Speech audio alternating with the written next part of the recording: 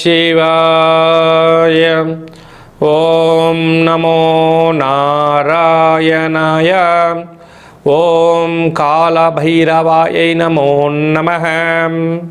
వీక్షకులకి ప్రేక్షకులకి ప్రియ కాళభైరవ భగవద్బంధులకి స్వాగతం పలుకుతూ అందరికీ ఆంగ్ల నూతన సంవత్సర శుభాకాంక్షలు. 2026వ సంవత్సరంలో అందరికీ శుభాలను, ఐశ్వర్యాలను, ఆనందాన్ని ప్రసాదించాలని మనసారా కోరుకుందాం. అలాగని 1/1/2026 నుండి 31/1/2026 వరకు లోపల పుట్టినటువంటి వారందరికీ కూడా ముందస్తుగా జన్మదిన శుభాకాంక్షలు. గతంలో వివాహం చేసుకున్న వారికి వివాహ వార్షికోత్సవ శుభాకాంక్షలు. అలాగనే మకర సంక్రాంతి శుభాకాంక్షలు. సంపూర్ణమైనటువంటి నూతనమైనటువంటి మకర రాశిలో రవి ప్రవేశ సందర్భంగా ఆ మకర సంక్రాంతి యొక్క ఆశీస్సులు, హరిహరసుతుడైన అయ్యప్ప స్వామి వారి యొక్క దీప జ్వాలా దర్శనం యొక్క ఆశీస్సులు అందరిపైన ఉండాలని కోరుకుందాం. అలాగనే మనకు 18వ తారీఖున ఆదివారం అమావాస్య. అలాగనే అమావాస్య రోజు ఎలాంటి విధి విధానం పాటించడం వలన ఐశ్వర్యం కలుగుతుందో కూడా తెలుసుకుందాం.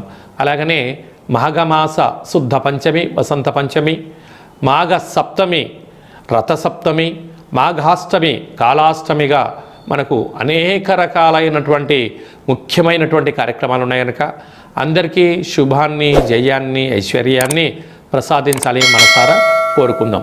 ద్వాదశ రాశుల్లో గ్రహ గమనాల్ని వీక్షింపచేద్దాం. మిథున రాశిలో దేవగురు బృహస్పతి సంచార స్థితి, అలాగనే సింహరాశిలో కేతు సంచార స్థితి, ధనుసు రాశిలో చతుర్గ్రహ సంచార స్థితి, రవి, కుజ, బుధ, శుక్ర సంచార స్థితి, కుంభరాశిలో రాహు సంచార స్థితి, మీనరాశిలో శని సంచార స్థితిలో ద్వాదశ రాశుల్లో గ్రహ గమనాలు ఈ విధంగా ఉన్నాయి. ధనుసు రాశి వారికి ఆంగ్ల సంవత్సర ప్రారంభకాల సమయంలోనే రాశిలోనే చతుర్గ్రహ సంచార స్థితి, అర్ధాష్టమ శని సంచార స్థితి ఉన్నప్పుడు దోషాన్ని తొలగించుకొని ఐశ్వర్యం ఎలా పొందాలో ఈ వీడియోలో సవివరంగా సంపూర్ణంగా తెలుసుకుందాం. ధనుసు రాశిలో ఏ నక్షత్రాలు వస్తాయి అనగా మూలా నక్షత్రంలోని 4 పాదాలు, పూర్వాషాఢ నక్షత్రంలోని 4 పాదాలు, ఉత్తరాషాఢ నక్షత్రంలో 1 పాదం కలిపితే ధనుసు రాశి. రాశాధిపతి దేవగురు బృహస్పతి, ఆత్మకారకుడు రవి, రుణరోగ శత్రుకారకుడు కుజుడు, కుజదోషము, బుద్ధికారకుడు బుధుడు, రవి బుధుడు కలిసి ఉంటే బుధాదిత్య రాజయోగము, అక్కడే శుక్రుడు సంచార స్థితి ఉండడం వల్ల శుక్రమౌఢ్యమి పరిస్థితి ఉంది. అంటే వీలైనంత వరకు ఓపిక, పట్టుదల, సహనం చాలా అవసరం.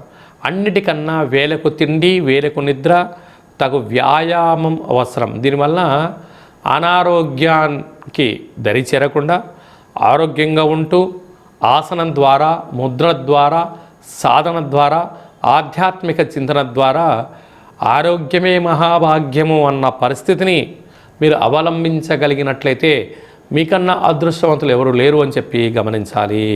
కనుక శీతాకాలం అవడం వలన గోరువెచ్చని ఆహారము, సత్ప్రవర్తన, వీలైనంత వరకు మౌనము, యంత్ర సాధన, మంత్ర సాధన చేయగలిగితే మీకన్నా ఆరోగ్యవంతుడు ఎవరు లేరు అని చెప్పి గమనించాలి. తృతీయంలో రాహు సంచార స్థితి, అర్ధాష్టమ శని సంచార స్థితి ఉన్నప్పుడు పూర్ణిమ తిథి ఎందున దయచేసి దూరావాయు జల ప్రయాణాలు పెట్టుకోవద్దు. ఈ పూర్ణిమ తిథి ఎందున తెల్ల జిల్లెడు వృక్షం దగ్గర దీపము, తెల్ల జిల్లెడు పుష్పాలతో మహాదేవుడికి, కాళభైరవ స్వామివారికి అర్చన, అభిషేక కార్యక్రమాలు చేసుకోవడం వలన సకల శుభం కలుగుతుందని చెప్పి గమనించాలి.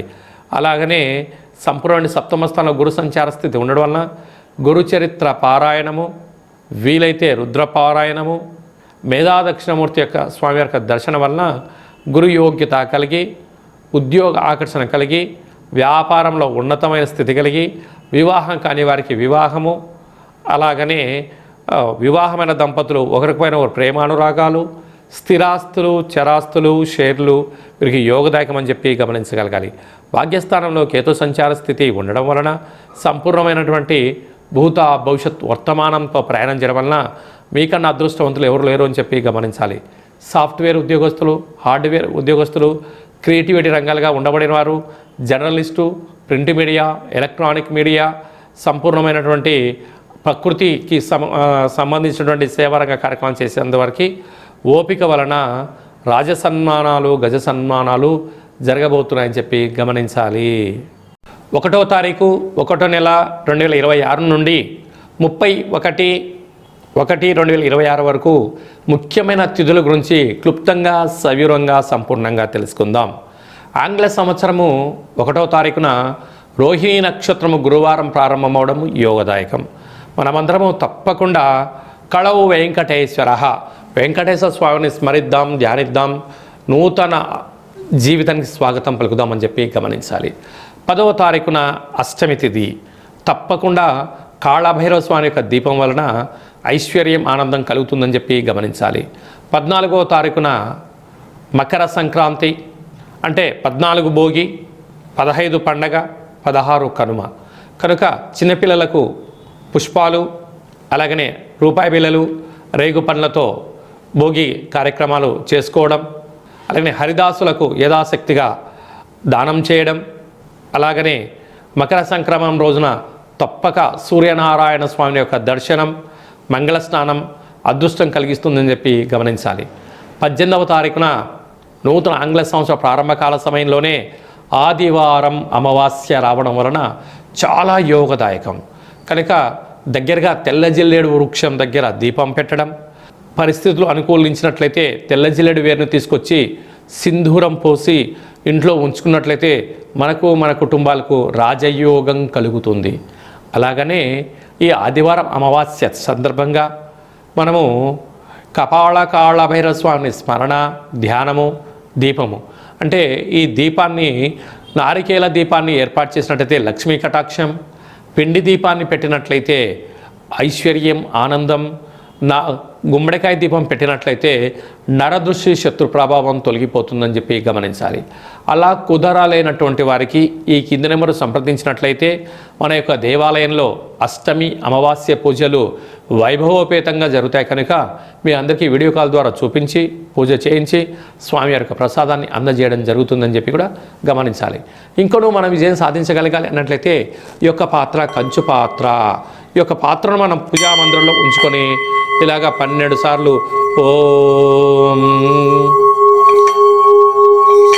కాళభైరవాయ నమః అనే మంత్రాన్ని ఉచ్చరింపచేయడం వలన ఐశ్వర్యం కలుగుతుంది, అష్ట కష్టాలు తొలగిపోతాయని చెప్పి గమనించాలి.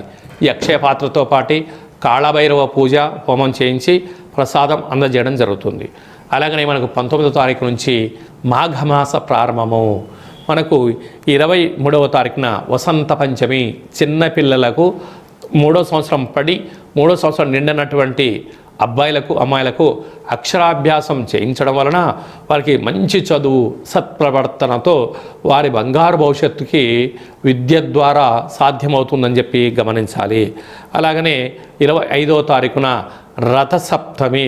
తప్పక సూర్యనారాయణ యొక్క స్వామి యొక్క దర్శనం, సూర్య ఆసనాలు, సూర్య నమస్కారం వలన ఆయురారోగ్యాలు కలుగుతాయి.